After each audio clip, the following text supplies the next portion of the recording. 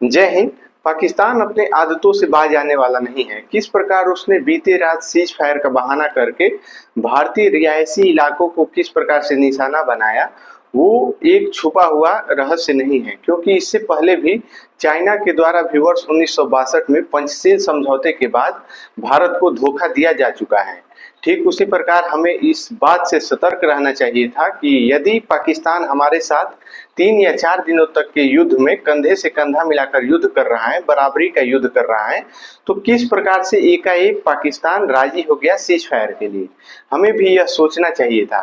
और बार बार हम सरकार से यही अपील कर रहे थे कि जब युद्ध में आपकी स्थिति काफी मजबूत थी, तो फिर आप सीज फायर के लिए क्यों राजी हुए। इसके ऊपर भी विचार करना चाहिए था, लेकिन इस पर कोई भी विचार नहीं किया गया। तो हम सरकार से यही अनुरोध करते हैं कि एक बहुत ही अच्छी लाइन है कि संघर्ष नहीं जिनके जीवन में, वो तो बड़े अभागे होंगे, या तो प्रण को तोड़ा होगा या फिर रण से भागे होंगे। आने वाली भारत की पीढ़ियां भारतीय लोगों से यह पूछेगी कि यदि उस युद्ध में आपका पहलू बहुत ही मजबूत था, तो फिर आपने पाकिस्तान को क्यों छोड़ दिया। इसके बाद भारतीय लोगों के पास कोई जवाब नहीं रहेगा कि हमने अमेरिका के दबाव में आकर इस युद्ध को रोका था। यह भारत के लिए बहुत ही सुनहरा मौका है कि पाकिस्तान ने सीज फायर को तोड़ दिया और इसके बाद आपको अपना निर्णय लेना चाहिए और पाकिस्तान को पूरी तरह से खत्म कर देना चाहिए, क्योंकि अमेरिका ने भी यह मान लिया है कि जो अमेरिका मध्यस्थता के लिए तैयार हुआ था भारत और पाकिस्तान के बीच, उस अमेरिका की इंटरनेशनली बेइज्जती कर दी गई है, क्योंकि पाकिस्तान मानने वाला नहीं है।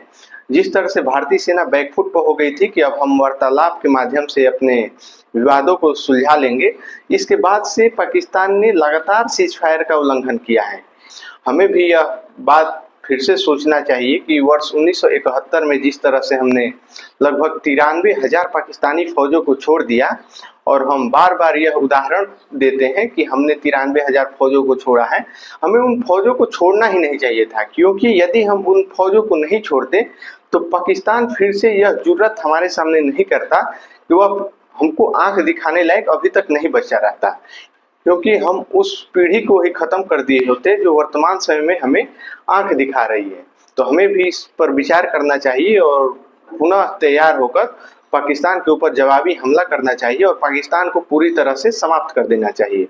और यदि इंटरनेशनली प्रेशर हमारे ऊपर बनाया जाएगा, तो हम भी यह अमेरिका का उदाहरण देकर यह लोगों को समझाएंगे कि किस तरह से अमेरिका के द्वारा सीज फायर के ऊपर हम लोगों को राजी किया गया था और इसके बाद भी सीज फायर का पाकिस्तान ने उल्लंघन किया, मैंने उल्लंघन नहीं किया। तो यह भारत के लिए सुनहरा अवसर है कि जवाबी कार्रवाई में आप पाकिस्तान को पूरी तरह से समाप्त कर दें।